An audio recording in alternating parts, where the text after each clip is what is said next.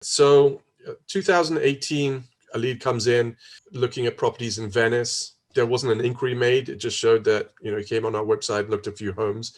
So I reached out to him and said, hi, can I help, etc. I saw you were looking at some properties in Venice. Is there anything that you want to take a look at?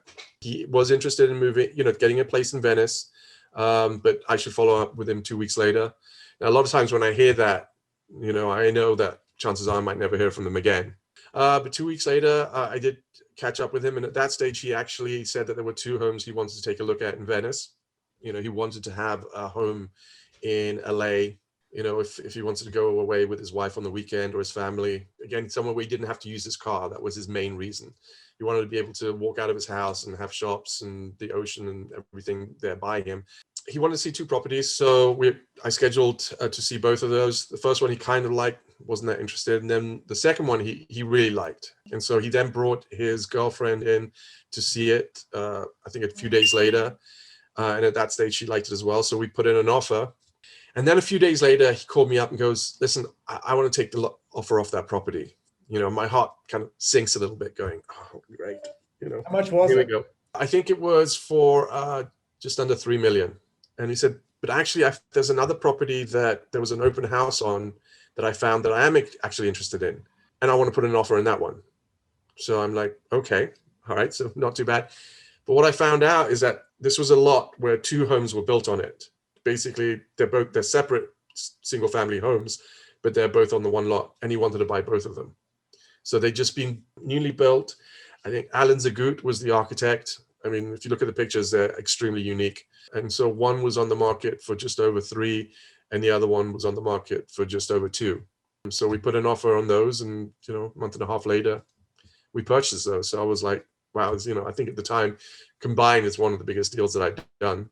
He found a place now that he could go to on the weekends, or if he wanted, be gone for a week, etc. So that was the main house, and the second house he then would rent out, to friends, etc., and have a little bit of income come in from that as well.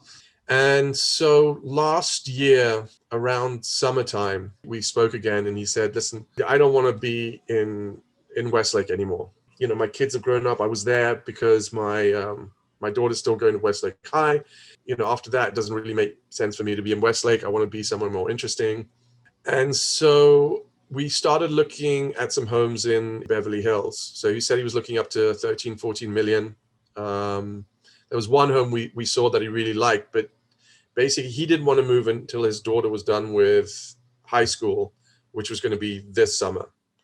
But then all of a sudden things changed, whereby his other daughter that lives in Westlake just got pregnant, and she's going to have a kid in April. So this was like a few months ago.